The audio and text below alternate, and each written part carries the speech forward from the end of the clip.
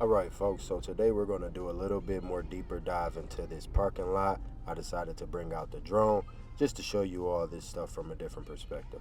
I'm going to start off with pulling to a curb.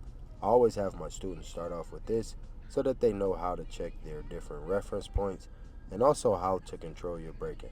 It's also a great exercise to make sure that they're easing on those pedals to make sure that they're lining it up in the correct space.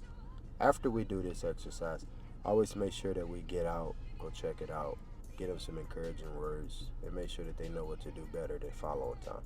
Let's take a deeper diver into what happened on the inside of the vehicle. So I always start the student off with backing the vehicle up far enough to be able to see the curb ahead of them. Pull up. Yep, pull back towards you. Just the last one. Now what you have to remember when you're pulling back into that space, that curb or line ahead of you is going to disappear. That is when you have to direct your eyes outside, beneath your outside mirrors, not within them. Once you can see that curb ahead of you, beneath those outside mirrors, you're good to go. Let's check it out.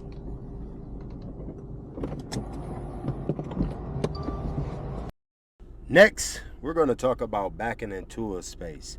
What's important about this exercise is making sure that you're lining the vehicle up on the correct side of the road. Since we're going to be backing the vehicle up to the left, I'm going to be directing the student to keep their right side wheels along the end of the parking spaces on the opposite side. Once I got them all lined up, it's time to rock and roll and use those mirrors. So I always instruct them to ease it. Make sure that they're moving that wheel nice and slowly, and they're looking for that first line to be able to line up in that driver's side mirror. After they do that, I had them straighten up that wheel and back her on in there. If you notice, this student was a little off, so she had to turn it to the right just a little bit. But the objective is to make sure that when you're backing into this space, you're nice and centered within that space. Not too far off. Now it's time to talk about everyone's favorite, parallel parking, how I'm teaching these students how to do it, and what your vehicle should look like getting into that space. So first thing first, you always want to make sure that you're lining that first cone up with the trunk of your vehicle. After that, you want to turn the wheel all the way towards the curb as far as it'll go. And you want to hold the vehicle in that direction until you can see yourself or that back wheel heading within that cone that's directly behind us. Once you can see that, you want to straighten up that wheel and begin to back slowly towards that curb.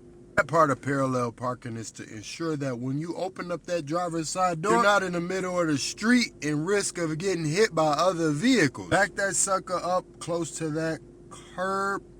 Then you're going to want to turn that wheel all the way to the left. Once you turn that wheel all the way to the left, that vehicle is going to begin to straighten itself up. Once that vehicle is all the way straight, you're good to go from there. Just wait for everything to be lined up. Make sure you straighten that wheel back up, and you'll be good to go. All the way good, ready to get them licensed.